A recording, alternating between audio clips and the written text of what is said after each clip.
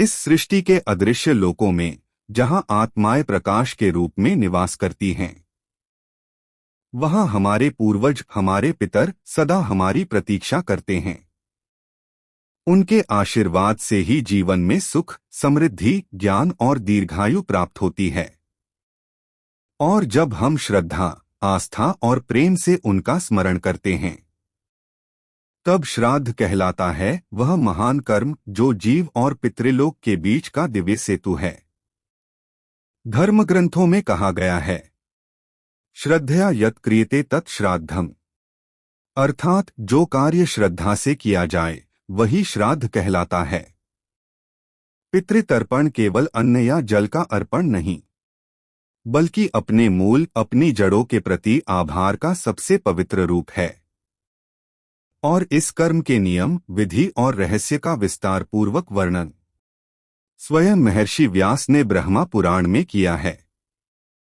जब मुनियों ने व्यास जी से निवेदन किया, भगवन, अब हमें बताइए कि श्राद्ध कब, कहाँ, किनके लिए और किस प्रकार किया जाना चाहिए, तब व्यास जी ने अत्यंत विस्तार से श्राद्ध कल्प का वर्णन किया, जिससे हर सनातनी यह जान सके कि कौन सी तिथि, कौन सा स्थान और कौन सी विधि पितरों को तृप्त करती है। आइए अब हम सुनते हैं ब्रह्मा पुराण के इस अद्भुत अध्याय का विस्तृत वर्णन, श्राद्धकल्प का वर्णन, जहां महर्षि व्यास स्वयं हमें बताते हैं कि किस प्रकार श्राद्ध के द्वारा हम अपने पितरों को तृप्त कर अपने जीवन में दिव्य सुख और शांति का आमंत्रण दे सकते हैं। और अब आरंभ होता है ब्रह्मा पुराण का दिव्य प्रसंग। मुनियों ने पूछा, भगवन, अब श्राद्धकल्प का विस्तार पूर्वक वर्णन कीजिए। तपोधन, कब, कहाँ, किन देशों में और किन लोगों को किस प्रकार श्राद्ध करना चाहिए, यह बताने की कृपा करें। व्यास जी बोले, मुनिवरो, सुनो, मैं श्राद्ध कल्प का विस्तार के साथ वर्णन करता हूँ। जब, जहाँ, जिन प्रदेशों में और जिन लोगों द्वारा जिस प्रकार श्राद्ध किया जाना चाहिए वह सब बतलाता हूँ। अपने कुलोचित धर्म का पालन करने वाले ब्राह्मण, क्षत्रिय और वैश्यों को उचित है कि वे अपने अपने वर्ण के अनुरूप वेदोक्त विधि से मंत्रोच्चारण पूर्वक श्राद्ध का अनुष्ठान करें। स्त्रियों और शूद्रों को ब्राह्मण की आज्ञा के अनुसार मंत्रोच्चारण के बिना ही विधिवत श्राद्ध करना चाहिए। उनके लिए अग्नि में होम आदि वर्जित हैं। पुष्कर आदि तीर्थ, पवित्र मंदिर, पर्वत शिखर, पावन प्रदेश, पुण्यसलिला नदी, नद, सरोवर, संगम, 7 समुद्रों के तट, लिपे पुते अपने घर, दिव्य वृक्षों के मूल और यज्ञ कुंड, ये सभी उत्तम स्थान हैं। इन सब में श्राद्ध करना चाहिए। अब श्राद्ध के लिए वर्जित स्थान बतलाता हूँ। किरात, किलात, कलिंग, उड़ीसा, कोंकण, कृमि, दशार्ण, कुमार्य, तंगण, क्रथ, सिंधु नदी का उत्तर तट, नर्मदा का दक्षिण तट और करतोया का पूर्व तट, इन प्रदेशों में श्राद्ध नहीं करना चाहिए। प्रत्येक मास की अमावस्या और पूर्णिमा को श्राद्ध के योग्य काल बताया गया है। नित्य श्राद्ध में विश्वेदेवों का पूजन नहीं होता। नैमित्तिक श्राद्ध विश्वेदेवों के पूजन पूर्वक होता है। नित्य, नैमित्तिक और काम्य, ये 3 प्रकार के श्राद्ध माने गए हैं। इन तीनों का प्रतिवर्ष अनुष्ठान करना चाहिए। जातकर्म आदि संस्कारों के अवसर पर आभ्युद्यिक श्राद्ध भी करना उचित है।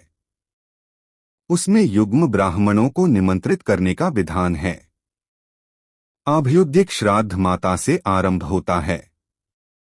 जब सूर्य कन्या राशि पर जाते हैं तब कृष्ण पक्ष के 15 दिनों तक पार्वण की विधि से श्राद्ध करना चाहिए।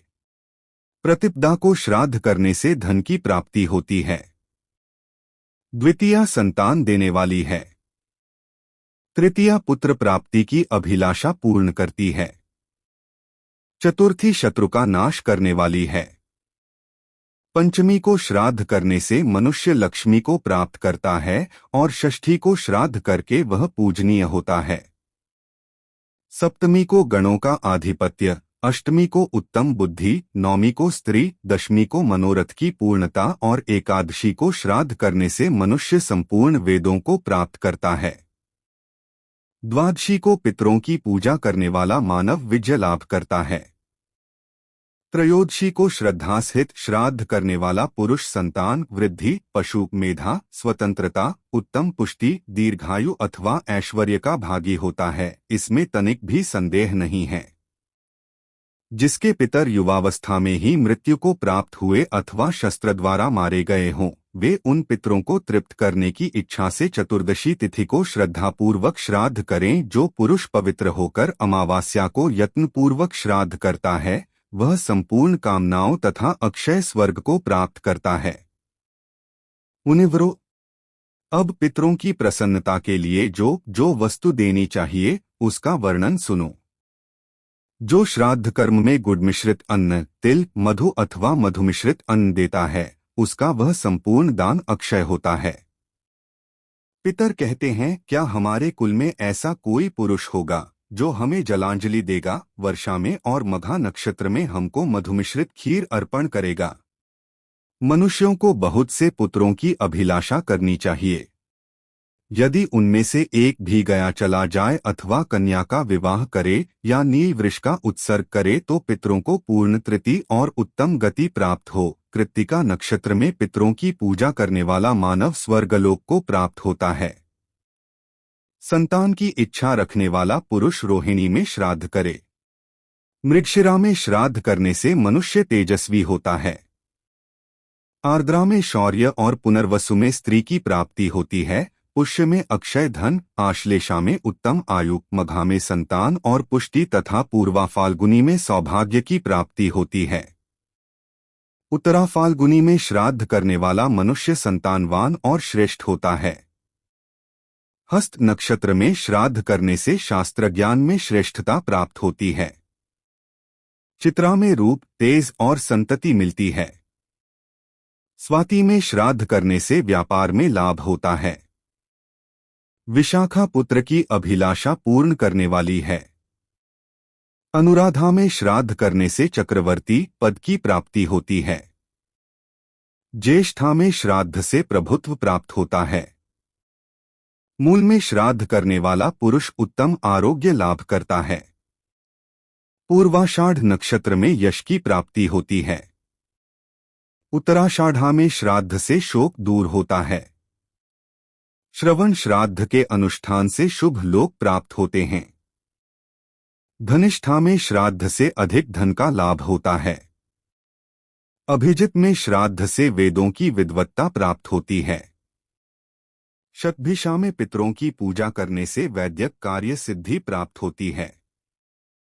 पूर्वाभाद्रपदा में श्राद्ध से भेड़ और बकरी तथा उत्तराभाद्रपदा में गौएं प्राप्त होती हैं। रेवती में श्राद्ध का अनुष्ठान करने से जस्ता आदि धातुओं की तथा अश्विनी में घोड़ों की प्राप्ति होती है। भरणी नक्षत्र में श्राद्ध करने वाला पुरुष उत्तम आयु प्राप्त करता है। तत्वज्ञ पुरुष उक्त नक्षत्रों में श्राद्ध करने पर ऐसे ही फलों के भागी होते हैं। आठ अक्षय फल की इच्छा रखने वाले पुरुष को कन्या राशि पर सूर्य के रहते उक्त नक्षत्रों में कामे श्राद्ध का अनुष्ठान अवश्य करना चाहिए। सूर्य के कन्या राशि पर स्थित रहते मनुष्य जिन जिन कामनाओं का चिंतन करते हुए श्राद्ध करते हैं, उन सबको प्राप्त कर लेते हैं। जब सूर्य कन्या राशि पर स्थित हो तब नांदीमुख पितरों का भी श्राद्ध करना चाहिए, क्योंकि उस समय सभी पितर पिंड पाने की इच्छा रखते हैं। जो राजसूय और अश्वमेध यज्ञों का दुर्लभ फल प्राप्त करना चाहता हो, उसे कन्या राशि पर सूर्य के रहते जल, शाक और मूल आदि से भी पितरों की पूजा अवश्य करनी चाहिए। उत्तरा फाल्गुनी और हस्त नक्षत्रों पर सूर्य देव के स्थित रहते जो भक्तिपूर्वक पितरों का पूजन करता है, उसका स्वर्गलोक में निवास होता है। उस समय यमराज की आज्ञा से पितरों की पुरी तब तक खाली रहती है जब तक कि सूर्य वृश्चिक राशि पर मौजूद रहते हैं। वृश्चिक बीत जाने पर भी जब कोई श्राद्ध नहीं करता, तब देवताओं सहित पितर मनुष्य को दुहसा शाप देकर खेदपूर्वक लंबी सांसें लेते हुए अपनी पुरी को लौट जाते हैं।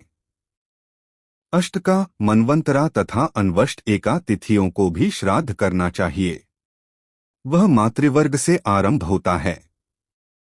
ग्रहण व्यतिपात एक राशि पर सूर्य और चंद्रमा के संगम, जन्म नक्षत्र तथा ग्रह पीड़ा के अवसर पर पार्वण श्राद्ध करने का विधान है। दोनों अयनों के आरंभ के दिन, दोनों विषुव योगों के आने पर तथा प्रत्येक संक्रांति के दिन विधिपूर्वक उत्तम श्राद्ध करना चाहिए। इन दिनों में पिंडदान को छोड़कर शेष सभी श्राद्ध संबंधी कार्य करने चाहिए।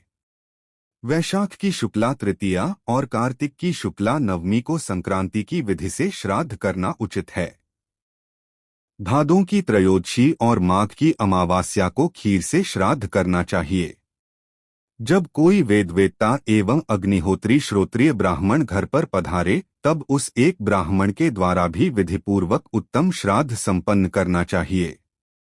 जिस दिन साधु पुरुषों द्वारा प्रशंसित श्राद्ध के योग्य कोई वस्तु प्राप्त हो जाए, उस दिन द्विजों को पार्वण की विधि से श्राद्ध करना चाहिए। माता और पिता की मृत्यु के दिन प्रतिवर्ष एकोद्दिष्ट श्राद्ध करना चाहिए। यदि पिता के भाई अथवा अपने बड़े भाई की मृत्यु हो गई हो और उनके कोई पुत्र नहीं हो, तो उनके लिए भी निधन तिथि को प्रतिवर्ष एकोद्दिष्ट श्राद्ध करना उचित है।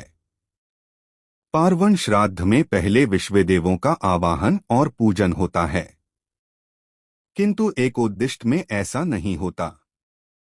देव कार्य में 2 और पितृकार्य में 3 ब्राह्मणों को निमंत्रित करना चाहिए अथवा दोनों में एक ब्राह्मण को ही निमंत्रित करे। इसी प्रकार मातामहों के श्राद्ध कार्य में भी समझना चाहिए। जो हाल का मरा हो, उसके लिए सदा बाहर जल के समीप पृथ्वी पर तिल और कुश सहित पिंड और जल देना चाहिए। मृत्यु के तीसरे दिन प्रेत का अस्थि चयन करना उचित है। घर में किसी की मृत्यु होने पर ब्राह्मण 10 दिनों में, क्षत्रिय 12 दिनों में, वैश्य 15 दिनों में और शूद्र 1 मास में शुद्ध होता है। सूतक निवृत्त हो जाने पर घर में एकोद्दिष्ट श्राद्ध करना बताया गया है। 12वें दिन 1 मास पर, फिर 1.5 मास पर तथा उसके बाद प्रतिमास 1 वर्ष तक श्राद्ध करना चाहिए। वर्ष बीतने पर सपिंडीकरण श्राद्ध करना उचित है। सपिंडीकरण हो जाने पर उसके लिए पार्वण श्राद्ध का विधान है। सपिंडीकरण के बाद मृत व्यक्ति प्रेत भाव से मुक्त होकर पितरों के स्वरूप को प्राप्त होते हैं। पितर 2 प्रकार के हैं, अमूर्त और मूर्तिमान।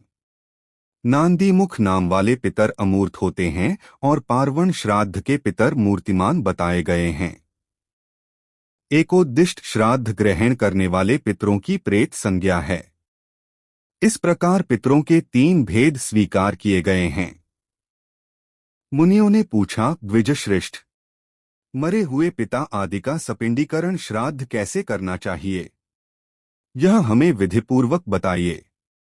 व्यास जी बोले, ब्राह्मणों, मैं सपिंडीकरण श्राद्ध की विधि बतलाता हूं, सुनो।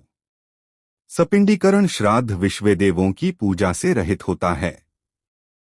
इसमें एक ही अर्घ्य और एक ही पवित्रक का विधान है। अग्निकरण और आवाहन की क्रिया भी इसमें नहीं होती। सपिंडीकरण में अपसव्य होकर अयुग्म ब्राह्मणों को भोजन कराना चाहिए। इसमें जो विशेष क्रिया है उसका वर्णन करता हूं, एकाग्रचित्त होकर सुनो। सपिंडीकरण में तिल, चंदन और जल से युक्त 4 पात्र होते हैं। उनमें से 3 तो पितरों के लिए रखे और 1 प्रेत के लिए। प्रेत के पात्र से अर्घजल लेकर ये समानाह समंसह शून्य इत्यादि मंत्र का जप करते हुए पितरों के 3 पात्रों में छोड़ना चाहिए। शेष कार्य अन्य श्राद्धों की भांति करना चाहिए। स्त्रियों के लिए भी इसी प्रकार एकोद्दिष्ट का विधान है। यदि पुत्र न हो तो स्त्रियों का सपिंडीकरण नहीं होता। पुरुषों को उचित है कि वे स्त्रियों के लिए भी प्रतिवर्ष उनकी मृत्यु तिथि को एकोद्दिष्ट श्राद्ध करें। पुत्र के अभाव में सपिंड और सपिंड के अभाव में सहोदक इस विधि को पूर्ण करें। जिसके कोई पुत्र न हो, उसका श्राद्ध उसके दौहित्र कर सकते हैं। पुत्रिका विधि से ब्याही हुई कन्या के पुत्र तो अपने नाना आदि का श्राद्ध करने के अधिकारी हैं ही।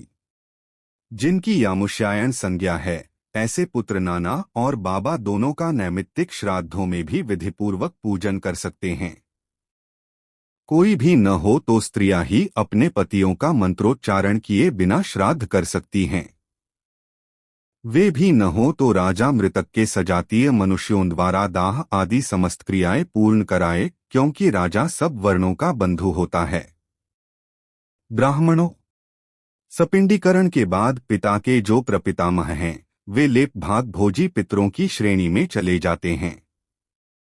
उन्हें पितृपिंड पाने का अधिकार नहीं रहता। उनसे आरंभ करके 4 पीढ़ी ऊपर के पितर, जो अब तक पुत्र के लेप भाग का अन्न ग्रहण करते थे, उसके संबंध से रहित हो जाते हैं। अब उनको लेप भाग का अन्न पाने का अधिकार नहीं रहता। वे संबंधहीन अन्न का उपभोग करते हैं।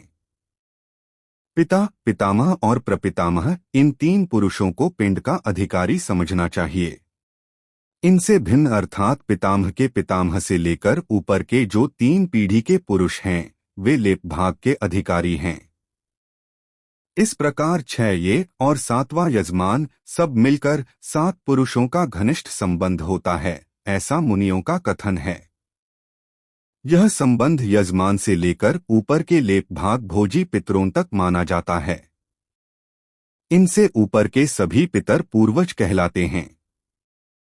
पूर्वजों में से जो नरक में निवास करते हैं, जो पशु पक्षी की योनि में पड़े हैं तथा जो भूत आदि के रूप में स्थित हैं, उन सबको विधिपूर्वक श्राद्ध करने वाला यजमान तृप्त करता है। जिससे जिसकी तृप्ति होती है वह बतलाता हूँ, सुनो। मनुष्य पृथ्वी पर जो अन्न बिखेरते हैं, उससे पिशाचोनि में पड़े हुए पितरों की तृप्ति होती है। स्नान के वस्त्र से जो जल पृथ्वी पर टपकता है, उससे वृक्षयोनि में पड़े हुए पितर तृप्त होते हैं। नहाने पर अपने शरीर से जो जल के कण पृथ्वी पर गिरते हैं, उनसे उन पितरों की तृप्ति होती है जो देवभाव को प्राप्त हुए हैं। पिंडों के उठाने पर जो जल के कण पृथ्वी पर गिरते हैं, उनसे पशु पक्षी की योनि में पड़े हुए पितरों की तृप्ति होती है। कुल में जो बालक दांत निकलने के पहले दाह आदि कर्म के अंधिकारी रहकर मृत्यु को प्राप्त होते हैं, वे सम्मार्जन के जल का आहार करते हैं। ब्राह्मण लोग भोजन करके जो हाथ मुंह धोते हैं और चरणों का प्रक्षालन करते हैं, उस जल से अन्यान्य पितरों की तृप्ति होती है। ब्राह्मणों, इस प्रकार विधिपूर्वक श्राद्ध करने वाले पुरुषों के जो पितर दूसरी दूसरी योनियों में चले गए हैं, वे भी यजमान और ब्राह्मणों के हाथ से बिखरे हुए अन्न और जल के द्वारा पूर्ण तृप्त होते हैं। मनुष्य अन्यायोपार्जित धन से जो श्राद्ध करते हैं, उससे चांडाल आदि योनियों में पड़े हुए पितरों की तृप्ति होती है। इस प्रकार यहाँ श्राद्ध करने वाले भाई बंधुओं के द्वारा जो अन्न और जल पृथ्वी पर डाले जाते हैं, उनके द्वारा बहुत से पितर तृप्त होते हैं। अतः मनुष्य को उचित है कि वह पितरों के प्रति भक्ति रखते हुए शाकमात्र के द्वारा भी विधिपूर्वक श्राद्ध करे।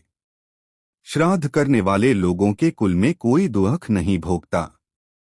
श्राद्ध का दान संयमी, अग्निहोत्री, शुद्ध चरित्र, विद्वान एवं विशेषतः श्रोत्रिय ब्राह्मण को देना चाहिए।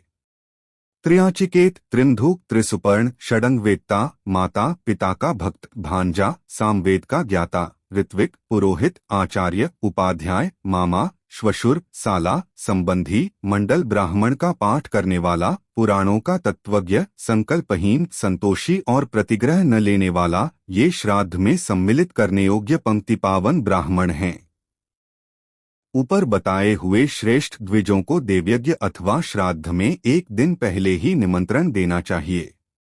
उसी समय से ब्राह्मणों तथा श्राद्धकर्ता को भी संयम से रहना चाहिए। जो श्राद्ध में दान देकर अथवा श्राद्ध में भोजन करके मैथुन करता है, उसके पितर 1 मास तक वीर्य में शयन करते हैं। जो स्त्री सहवास करके श्राद्ध करता अथवा श्राद्ध में भोजन करता है, उसके पितर उसी के वीर्य और मूत्र का 1 मास तक आहार करते हैं। इसलिए विद्वान पुरुष को एक दिन पहले ही ब्राह्मणों के पास निमंत्रण भेजना चाहिए। यदि पहले दिन ब्राह्मण न मिल सकें तो श्राद्ध के दिन भी निमंत्रण किया जा सकता है, परंतु स्त्री प्रसंगी ब्राह्मणों को कदापि निमंत्रित न करे। यदि समय पर भिक्षा के लिए संयमी यति स्वयं पधारे हों तो उन्हें भी नमस्कार आदि के द्वारा प्रसन्न करके संयतचित्त से अवश्य भोजन कराए।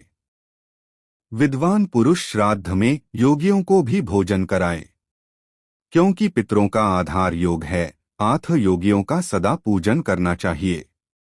यदि हजारों ब्राह्मणों में एक भी योगी हो तो वह जल से नौका की भांति यजमान और श्राद्ध भोजी ब्राह्मणों को भी तार देता है। इस विषय में ब्रह्मवादी विद्वान पितरों की गाई हुई एक गाथा का गान करते हैं। पूर्व काल में राजा पुरूरवा के पितरों ने उसका गान किया था। वह गाथा इस प्रकार है। हमारी वंश परंपरा में कब किसी को ऐसा श्रेष्ठ पुत्र प्राप्त होगा जो योगियों को भोजन कराने से बचे हुए अन्न को लेकर पृथ्वी पर हमारे लिए पिंड देगा, अथवा गया में जाकर पिंडदान करेगा, या हमारी तृप्ति के लिए सामेक शाक, तिल, घी और खिचड़ी देगा, अथवा त्रयोदशी तिथि और मघा नक्षत्र में विधिपूर्वक श्राद्ध करेगा और दक्षिणायन में हमारे लिए मधु और घी से मिली हुई खीर देगा। इसलिए संपूर्ण कामनाओं की सिद्धि तथा पाप से मुक्ति चाहने वाले प्रत्येक मनुष्य को उचित है कि वह भक्तिपूर्वक पितरों की पूजा करे।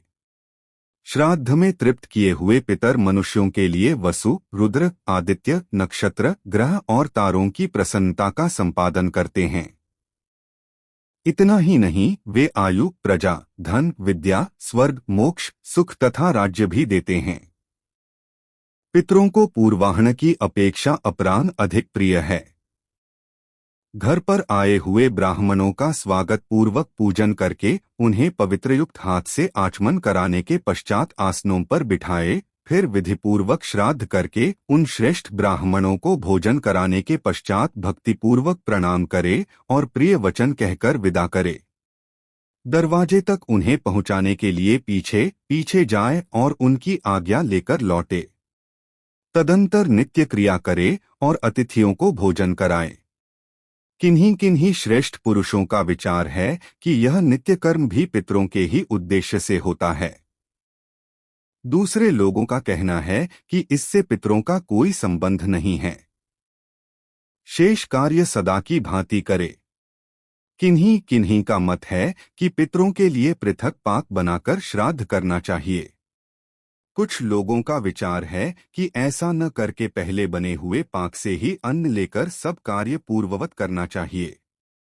तदंतर श्राद्धकर्ता मनुष्य अपने भृत्य आदि के साथ अवशिष्ट अन्न भोजन करे। धर्मज्ञ पुरुष को इसी प्रकार एकाग्रचित्त होकर पितरों का श्राद्ध करना चाहिए और जिस प्रकार ब्राह्मणों को संतोष हो वैसी चेष्टा करनी चाहिए।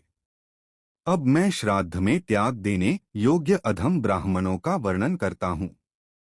मित्रद्रोही, खराब नखों वाला, नपुंसक, कायर, क्षयका रोगी, कोढ़ी, व्यापारी, काले दांतों वाला, गंजा, काना, अंधा, बहरा, जड़, गूंगा, पंगु, हिजड़ा, खराब चमड़े वाला, हीनांग, लाल आंखों वाला, कुबड़ा, बौना, विकराल, आलसी, मित्र के प्रति शत्रुभाव रखने वाला, कलंकित कुल में उत्पन्न, पशुपालन करने वाला, अच्छी आकृति से हीन, परिवित्ति, छोटे भाई के विवाहित होने पर भी स्वयं अविवाहित रहने वाला, परिवेदता, बड़े भाई के ब्याह से पहले ही विवाह कर लेने वाला, परिवेदनिका, बड़ी बहन के विवाह के पहले ही ब्याह करने वाली स्त्री का पुत्र, शूद्र जातीय स्त्री का स्वामी और उसका पुत्र, ऐसे ब्राह्मण श्राद्ध भोजन के अधिकारी नहीं हैं।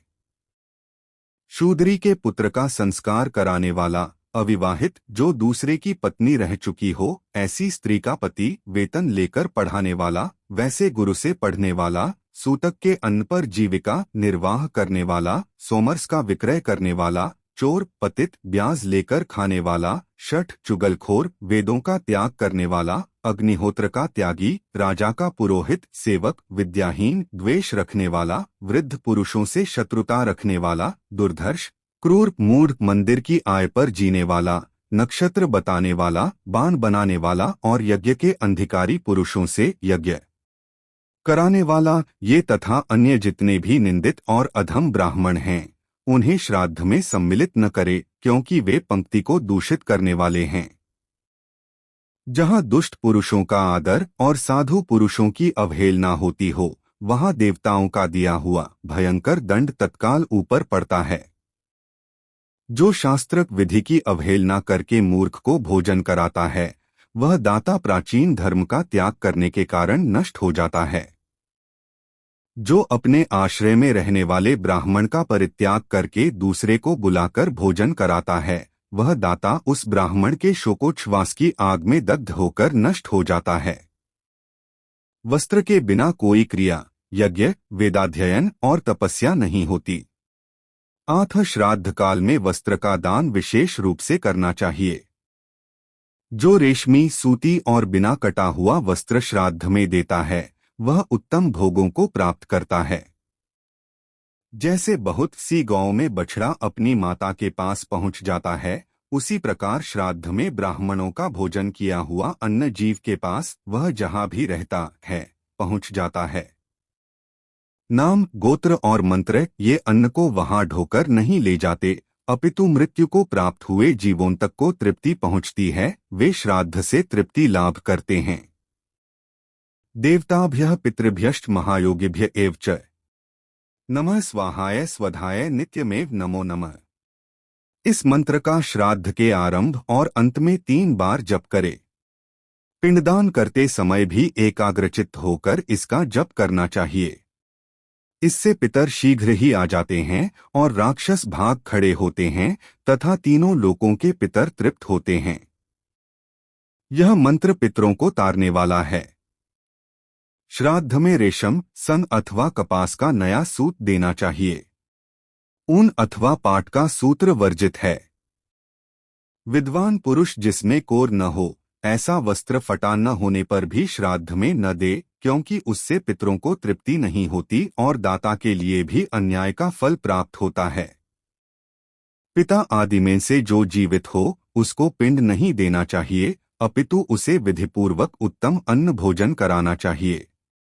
भोग की इच्छा रखने वाला पुरुष श्राद्ध के पश्चात पिंड को अग्नि में डाल दे और जिसे पुत्र की अभिलाषा हो, वह मध्यम अर्थात पितामह के पिंड को मंत्रोच्चारण पूर्वक अपनी पत्नी के हाथ में दे दे और पत्नी उसे खा ले। जो उत्तम कांति की इच्छा रखने वाला हो, वह श्राद्ध के अनंतर सब पिंड गौओं को खिला दे। बुद्धि, यश और कीर्ति चाहने वाला पुरुष पिंडों को जल में डाल दे। दीर्घ आयु की अभिलाषा वाला पुरुष उसे कौओं को दे दे। कुमारशाला की इच्छा रखने वाला मनुष्य वह पिंड मुर्गों को दे दे। कुछ ब्राह्मण ऐसा कहते हैं कि पहले ब्राह्मणों से पिंड उठाओ, ऐसी आज्ञा ले ले, उसके बाद पिंडों को उठाए।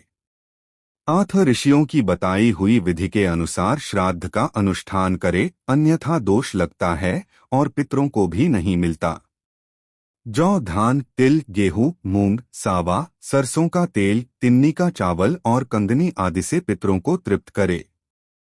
आम, अमड़ा, बेल, अनार, बिजौरा, पुराना आंवला, खीर, नारियल, फालसा, नारंगी, खजूर, अंगूर, नीलकैथ, परवल, चिरौंजी, बेर, जंगली बेर, इंद्रजौ और भतुआ, इन फलों को श्राद्ध में यत्नपूर्वक लेना चाहिए।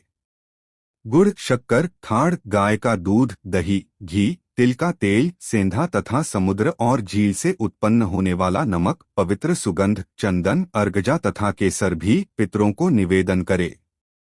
सामेक, शाक, चौलाई, बथुआ, मूली तथा जंगली साग श्राद्ध में देने योग्य है। चंपा, चमेली, बेला, लोध, अशोक, तुलसी, तिलक, शतपत्रा, सुगंधित शेफालिका, कुब्जक, तगर, बनकेवड़ा और जूही आदि पुष्प श्राद्ध में अर्पण करने योग्य हैं।